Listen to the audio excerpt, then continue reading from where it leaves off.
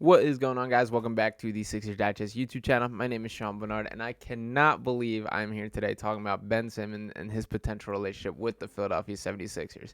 But nonetheless, here we are. Ben Simmons had a sit-down with Mark Spears of ESPN where he took a deep dive into kind of his situation as a whole, was more open about things. For the most part, I will say the conversation was a good look into his mentals, a little bit about his situation. It has been kind of strange to see Simmons fall off the map in terms of a guy that was so in the headlines and in the news, and we knew everything about him for so many years. For him to drop off the face of the earth of recently, and that's obviously because of the lack of basketball that he's played, and that is what he's known for is as a basketball player, and he has not been doing much of that. But nonetheless, it was interesting to see his perspective and his outlook nowadays, as he is currently with the Nets and everything. But he did respect and reflect on his time in Philadelphia. So I'm excited to dive into those quotes and talk a little about my thoughts on Ben Simmons now that we're a little past the drama. So let's get right into it. And the first quote that is right here, the one that caused most headlines, and I'm sure most of you have seen by now.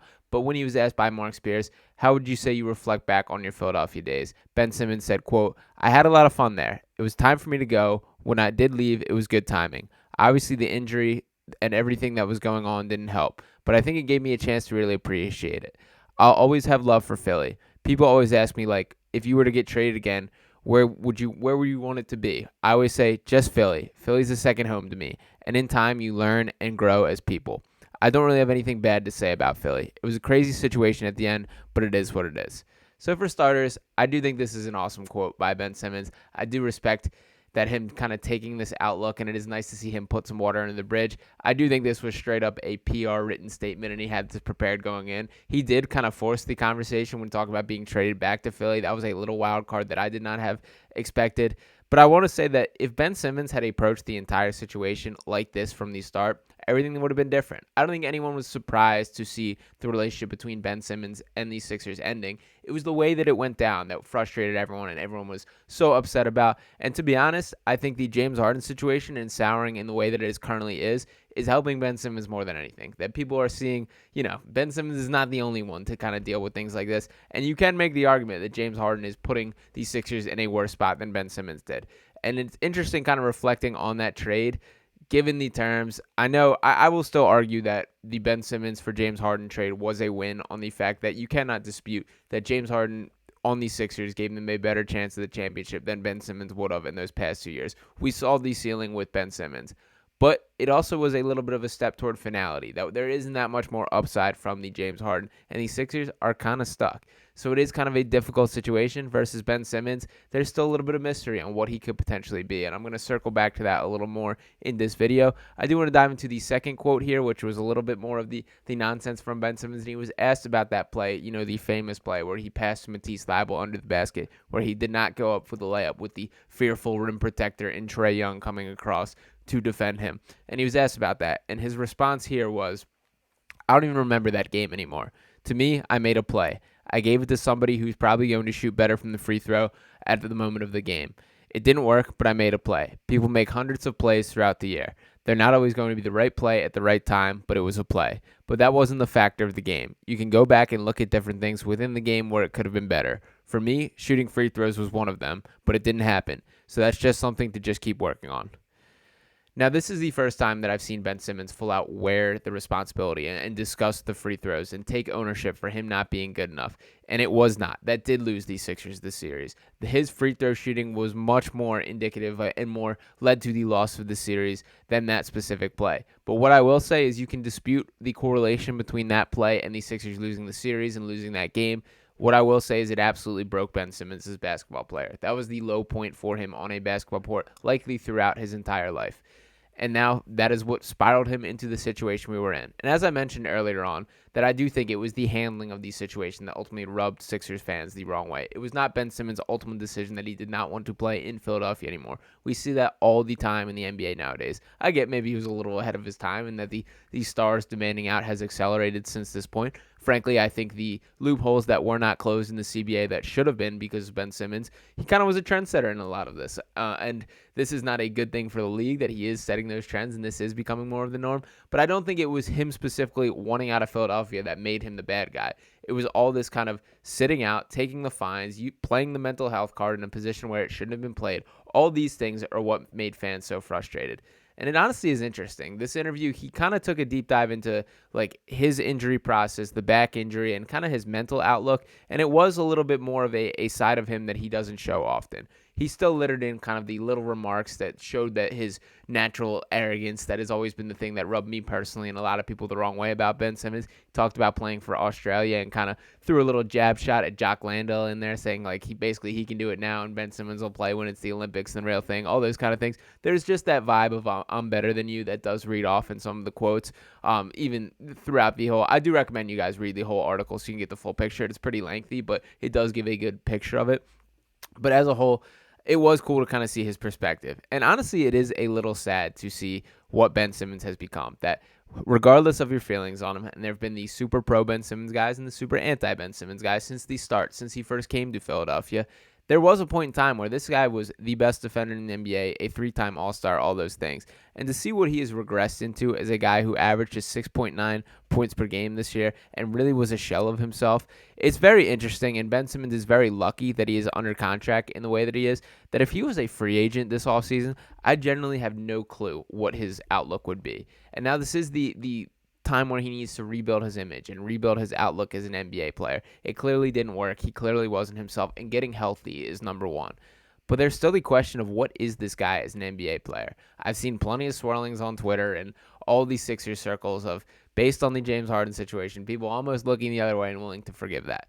That is crazy. This is the same guy that, as much as he can sugarcoat the nice quotes and everything that comes out of it, he wasn't built for it then. He isn't built for it now, and he's never going to reach his potential as a basketball player. The bottom line is he's a guy who just does not have it in his gut to dig down and get better in the way that anyone should want to do when given his natural talent and abilities. And it is frustrating that I think his ultimate, legacy will be a little bit of a waste of potential. That is the Ben Simmons story. And don't worry, there is the shows of things. It would not be a summer offseason without a video like this popping out.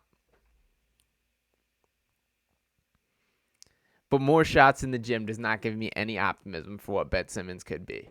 Again, number one is health, that he has to return to the physical version of himself. There were points of the season last year where he wasn't even able to dunk or get up and dunk. And if Ben Simmons is not dunking, what can he really do on a basketball court? The moment for me that made me really go, wow, is Ben Simmons officially washed? Is this guy over? Was when Luka Doncic was single-handedly calling isolations on him and made him fall in a play in a one-on-one possession with the Nets. That for me was like, okay, this guy might be done. Because for all that you can say about Ben Simmons, for all the offensive deficiencies that he had, it was that defensive side of the floor where he did always dominate. And there was really no player who had the combination of size, strength, and skill to take advantage of him on that side. He used his 6'10" frame. He could move well. He could move fluently. He had a long wingspan, which he used to swallow up some smaller guards and was really effective at it. And Luka Doncic specifically was a guy that he did a really good job on during his time in Philadelphia. So to see Luka be single-handedly pointing him out from across the court, saying, I want him, and then literally dropping him, that's when I thought it was over.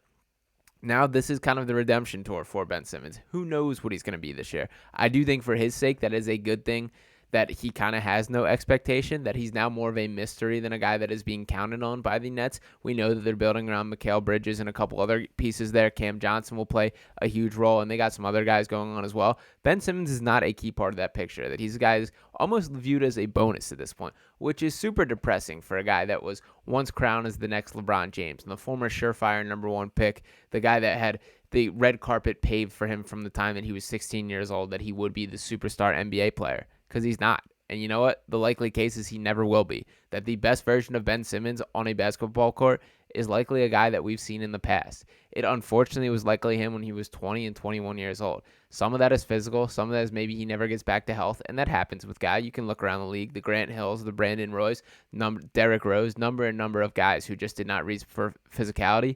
But it's mainly because of what's in Ben Simmons' gut. That guy does not have what it takes to be built and to be a superstar player in the way that it demands.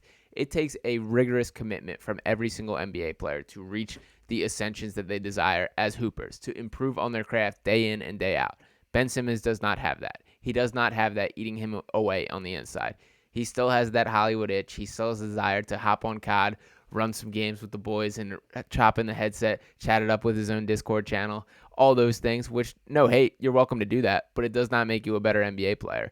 And that's kind of the world that he's in. Those are the choices that he's made. That is the route he's chosen to take. And again, this is no shade. Those are all awesome things to do, and I respect it for sure.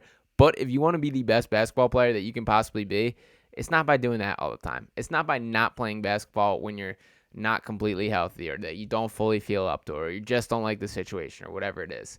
So as much as it's nice for Ben Simmons to start this media tour, to start rebuilding his image, his future, his best future is likely in his past. That I don't see a world where he gets back to the player that he was, and I don't see any world where there's a chance where it's on these Sixers. For all those conversations, I can't see a quicker way to force Joel Embiid out of the city than bringing in the one guy that he seems to specifically hate. And don't get me wrong, Joel has his enemies for sure, but Ben Simmons still has to sit at the top of that list. So I can't believe I'm still talking about Ben Simmons. The year will be 2076, and I will still be hopping on a podcast talking about Ben Simmons. But you know what? That's where we're at. So appreciate you guys for tuning into this. Make sure to drop a like on this video, subscribe on this channel, drop me a couple comments, give me your Ben Simmons rant in there. Feel free to let it out all in the fingers. I know we've been saving this up for a little bit now, and I honestly want to hear from you guys. What do you think is worse on their management and the position they put the Sixers in?